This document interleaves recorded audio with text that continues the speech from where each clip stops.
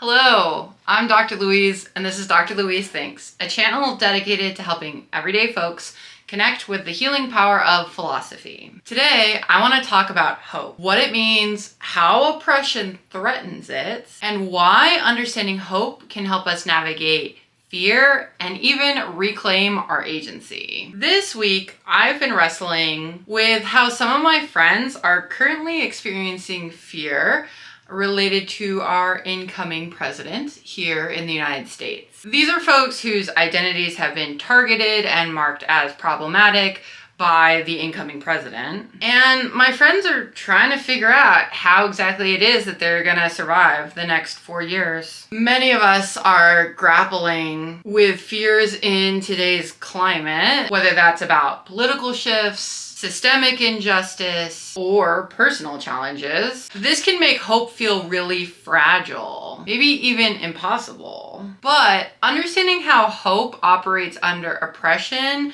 can offer clarity and strength. When it comes to my friends, I'm pretty concerned because I want to be a good friend. And that means I want to offer them support and comfort. Something that I am tempted to say is, oh, just don't give up hope. My natural inclination in these moments is to encourage hope. Now, I realize Pema Chodron would not endorse this strategy. You can see last week's video for more on her view of why hopelessness is actually a good thing. But no matter what Pema Chodron says, I have this very basic instinct that hope is good and something we should try to foster. In my philosophical counseling practice, I've learned that people struggling with difficult circumstances sometimes need different philosophical lenses to help work through their situation. It turns out philosophy really isn't about a one-size-fits-all solution. Instead, it's about discovering different intellectual and emotional tools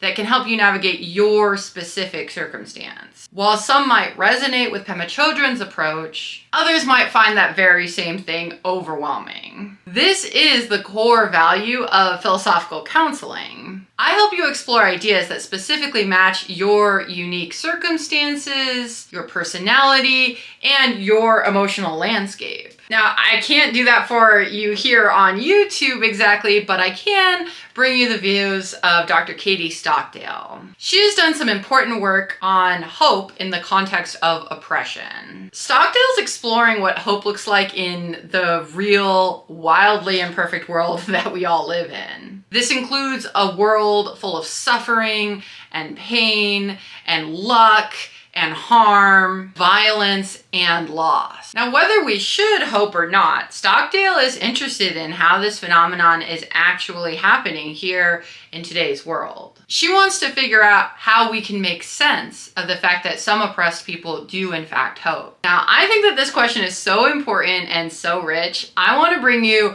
more of the insights from the book we'll be working in today, which is Stockdale's Hope Under Oppression. We're just going to be going through chapter 1 for now, but be sure to subscribe so you can hear more on the dark side of hope and anger, and even a video on the relationship between hope and bitterness. So as any good analytic philosopher, Stockdale begins her exploration by asking the question, what is hope? She defines hope as a mental state where we desire an outcome, we believe the outcome is possible but not certain, and we acknowledge that we aren't fully in control of that outcome. This makes hope a deeply human response to our natural vulnerability, i.e. our vulnerability that we are dependent on things outside of us in order to fulfill our own desires. Now, individuals who are living under oppression have their hopes impacted in several different ways. These include the content of folks' hopes, what exactly it is they hope for, and the degree to which they are hopeful. For example, people of color may hope that they do not experience violence at the hands of police officers. This hope is informed by the fact that people of color in our society are disproportionately impacted by violence at the hands of police officers. We can contrast this to white people who do not disproportionately experience violence at the hands of police and therefore they do not need this particular hope. For white people, their safety isn't threatened in virtue of their membership in a certain group. Now, Stockdale makes this interesting point that hope and fear are compatible. For example, a woman might hope that she makes it home safely because she fears her safety as a woman. Just because she's fearful doesn't mean she can't hope that in this particular circumstance, she's going to get away without experiencing any violence. But this fear fundamentally changes the hope experience. When we're engaged in fearful hope, the experience is very different. Consider a parent hoping that their child will be treated kindly at school, but at the same time fearing that the child's going to be bullied in virtue of their identity. This fear doesn't eliminate the hope, but it does complicate it. The fear makes the hope itself a negatively valenced experience. This shows us that hope under oppression is not necessarily a positive experience. This shows us that hoping under oppression is not necessarily a pleasant experience. Oppressed folks will experience fearful hopes more often than non-oppressed folks. And the hopes of the oppressed folks are more likely to go unrealized because statistically, oppressed folks are more likely to experience negative outcomes in these contexts. So Stockdale argues that oppression is a threat to hope because it threatens opportunities to form pleasant hopes for happy outcomes, and because it creates unjust conditions under which certain people, in virtue of social, economic, and political status, must hope against hope. Stockdale also points out that hope necessarily involves exercising our agency. That is, we have to feel as if we have some power to bring about the desired outcome. But for oppressed people, they may not have a very robust sense of agency because the system has consistently showed them that they lack any such power. Think of a tenant from a marginalized community trying to get their landlord to fix some unsafe living conditions in their home. This person's agency might feel limited because in our society, landlords often exploit tenants who lack economic power or face discrimination based on race, immigration, or gender. When the legal system is slow to respond or just fails to respond, it reinforces the tenant's sense of powerlessness. When you lose this sense of agency, when this kind of thing is happening to you over and over, it is very easy to lose the capacity for hope. It turns out when we invest hope in other individuals or groups of people or institutions, we are actively acknowledging that these other folks' agency is important in fulfilling our desires. Stockdale introduces this term from Adrian Martin called normative hope. Normative hope is when we invest in other people to abide by the norms that we endorse, i.e., our normative expectation. Martin explains that investing normative hope is to relate some norm to her aspirationally, to hold it up to her as something with which she has decisive reason to comply, while acknowledging the challenges she faces externally or internally.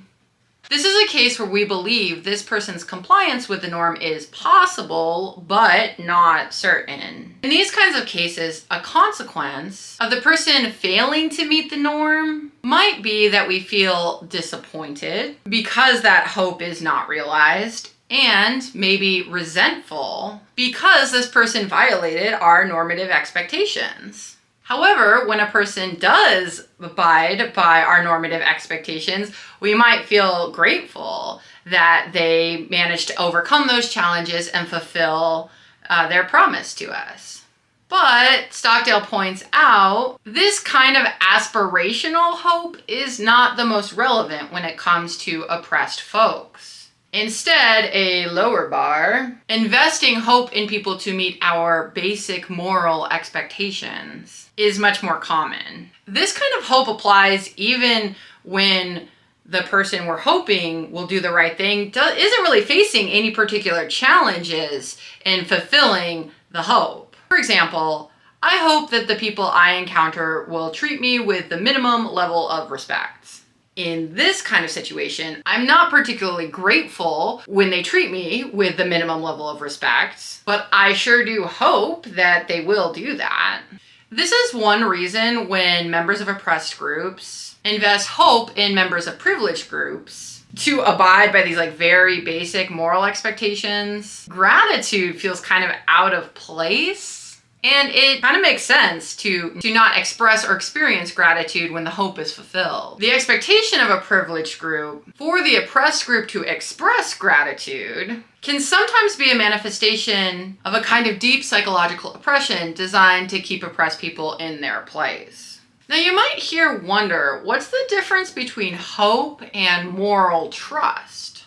Stockdale argues that investing hope in someone only requires that I believe it's possible that they will fulfill my moral expectation. Trust, on the other hand, requires that I am confident that person can actually be counted on to fulfill the moral expectation. Trust usually involves some kind of evaluation of the individual, maybe based on character or history or the different identities that person has. An interesting thing about hope is that you can hope an untrustworthy person is going to do the right thing. For example, a woman might hope that the man eyeing her up from across the street is not going to act on that impulse, even if she definitely does not trust him. In this way, it is easier to hope than it is to trust. But in oppressed communities, trust is often deeply damaged. People from these groups may no longer have any confidence in the institutions or privileged groups' moral integrity.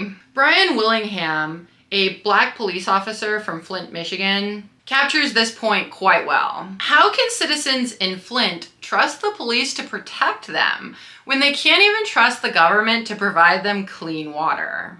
And in fact, there may actually be good reasons for oppressed groups to distrust members of privileged groups. Meena Krishnamurthy argues that distrust in these cases is actually a good thing. She appeals to the fact that Martin Luther King Jr. didn't actually trust white moderates because he thought they couldn't be counted on to promote racial equality, and he had concrete evidence that they lacked the needed moral integrity to do so. Krishnamurthy says this shows how MLK Jr.'s distrust was actually valuable for democracy.